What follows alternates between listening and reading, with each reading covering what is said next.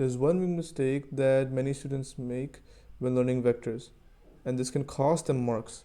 Stick with me and I'll show you how to avoid it so you don't get into that mistake. Now, the first thing we want to know is what is a vector? What do we do? What is a vector basically? Okay, a vector is, let's say you have a line like this. If I make it here, yep, okay. And you have 2 points on this line, okay? You have 2 points. One point is point A, the other point is point B. Where the arrow is pointing towards, that is your starting point, okay? For example, in this case, the arrow is pointing right. So we could say about northeast, okay? It's pointing about over here. That means the vector will be, vector is AB, like this, okay? But you can say it is, let's say vector is BA. Wrong. No. Why? Because, let's write it here.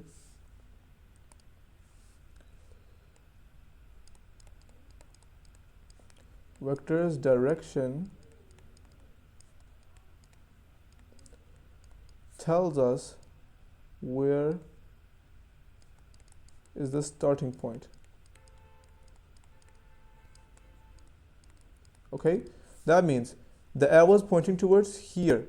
Okay, so A would be my starting point over here.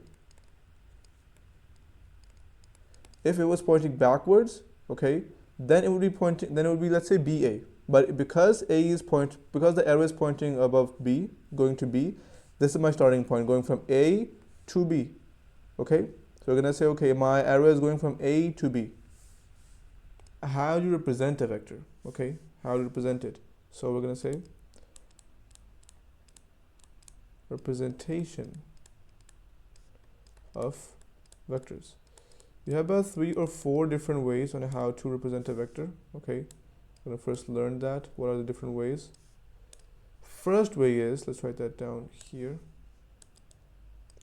that when the questioner gives you, let's say, a vector A, B, and they make an arrow like this, okay, what does that mean? This basically means vector from A to B.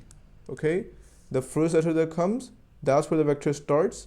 And if I give an example here, let's see, let's say you have this line, okay, over here, okay, and yeah, so this is your A, this is your B, and this is your vector AB. Okay, so that's how you can represent it. That's the first part. Second way of denoting a vector is, if let's say the question says that, and there are types of vectors as well, we're going to learn that as well. One of the types is column vectors. Okay, how do you represent column vectors? Column vectors are represented in this form, this in a bracket, where you have, let's say, a x value and a y value. Okay, and one key thing to know here, one second, that if you go to the right, let's now imagine yourself with an x-axis and a y-axis. Okay, let's mark that here as well. It's an important rule that we need to know.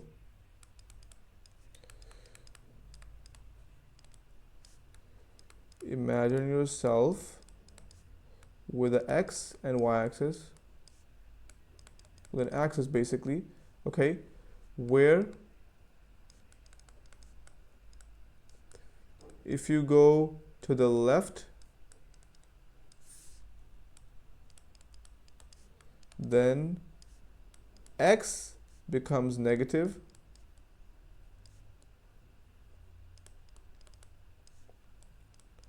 and if you go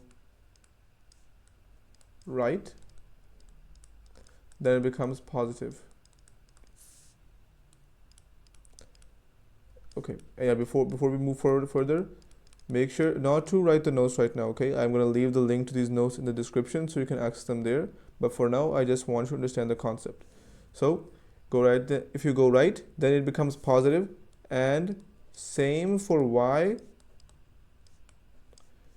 Let's mark it so we don't get confused. X. The same for y. When you go up and down.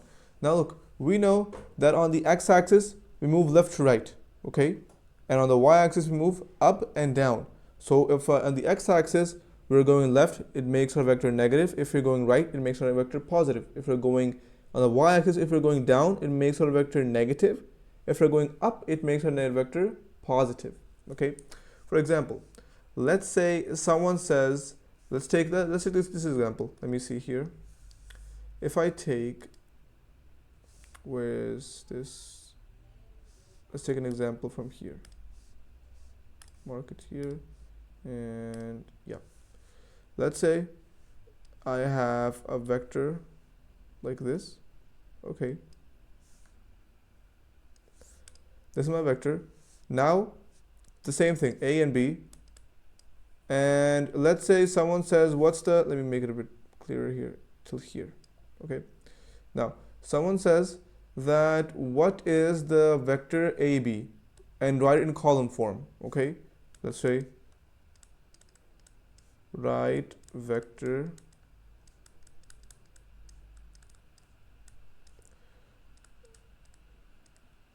in column form. We would say, okay, what am I doing here? We're going, let's say, just a random example. Let's say we're going 1, 2, 3, 4, 5 to the right. So we're going 5 to the right. That's plus 5 on the x-axis. Then 1, 2, 3 on the y-axis. So what's going to be our vector? Vector AB is going to be, or wait, we should not write vector AB, sorry. We can simply write it like this. Yeah. We can write it like this as well. Let me clear this.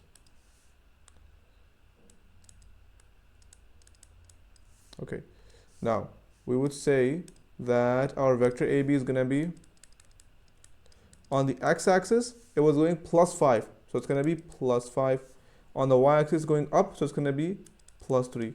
So remember, right is plus, left is negative, up is positive, so up is plus, and down is negative. Let's write those as well so we don't get confused. Up, down, left, right. X-axis, x-axis, y-axis.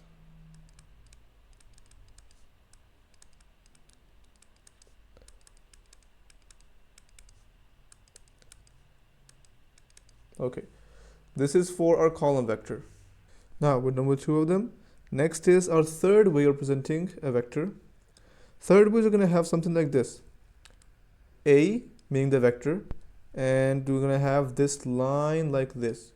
Now what's that? For example, if I had, let's say, another angle over here. Okay, I had this, okay, and they said that angle A, sorry, the vector A, sorry, vector A is this, and the vector is called A, okay, meaning the distance from A to B is A. So they're going to tell us like that the vector of AB has A, the value is A for them, okay. That's the third way.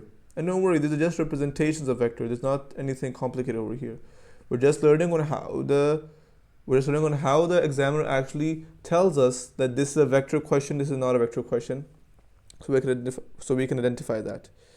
Now, next is the last one is when we have, let's say, the same thing A, and I have a line below it, okay, or I have a line that is somewhat like this, okay. So this is the fourth way. Sorry, the third way is that you have the A vector, the A value vector, and then you have a straight line like this to indicate that it's a vector. Or you have A and you have a small line like this, or you have a line like this on it. And it's the exact same thing. It's going to be exactly over here and over here as well. Okay, that's just to represent it. So hopefully you now have a better grip on vectors. Now this will make solving related topics a lot easier, okay? And if you're serious about mastering O-level and A-level maths, check out my next video on quadratic equations. I'm going to leave the link over here. And I explain it in a way with all the things that are only necessary. No unnecessary fluff, no, none of that. Okay, only the things you need to know. Okay, and yeah, that's gonna be it. If you found this video helpful, leave a like, subscribe, and if you want me to discuss another topic in a future video, leave it in the comments and I'm going to discuss it hopefully as well. Thank you.